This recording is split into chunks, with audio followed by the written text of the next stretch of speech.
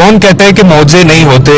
اور دیکھیے کہ اللہ تعالیٰ کیسے اپنے محبوب بندے کو اپنے پاس کس طرح سے بلاتا ہے۔ آپ یہ تصویر سوشل میڈیا کے اوپر دیکھ رہے ہیں۔ عامر کو اس کے نام کی وجہ سے سیکیورٹی کلیئرنس میں تاخیر کی وجہ سے ایک بار نہیں 2 بار بورڈنگ سے انکار کیا گیا اور اس کو روک دیا گیا۔ مکہ کے مقدس شہر کے لیے معمول کا سفر ایک لیبیائی حاجی کے لیے ایمان، استقامت اور تقدیر کی ایک غیر معمولی کہانی بن گئی۔ یہ سنیے گا کیسے، جس نے پیچھے ہٹنے سے انکار کر دیا۔ لیبیا سے تعلق رکھنے والے ایک نوجوان عامر المہدی منصور القذافی نے اس سال حج کرنے کا ارادہ کیا تھا۔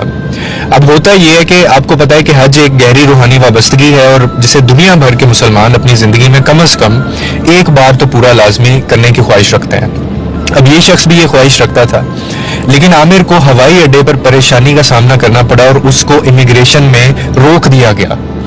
اس کے نام کی وجہ سے القذافی سے منسلک سیکیورٹی کچھ ان کو ایسے خدشات تھے، جس کی وجہ سے اس کا گروپ فلائٹ میں سوار ہوا اور عامر ابھی بھی کاؤنٹر پر تھا۔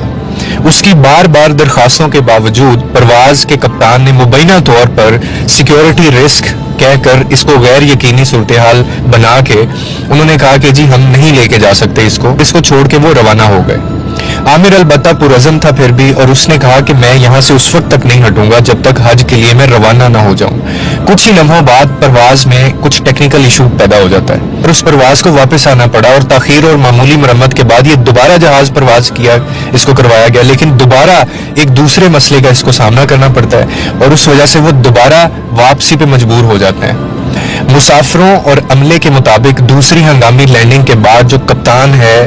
وہ اعلان کرتا ہے باقاعدہ کہ میں قسم کھاتا ہوں کہ جب تک عامر ہمارے ساتھ اس جہاز میں نہیں ہوگا میں دوبارہ پرواز نہیں کروں گا۔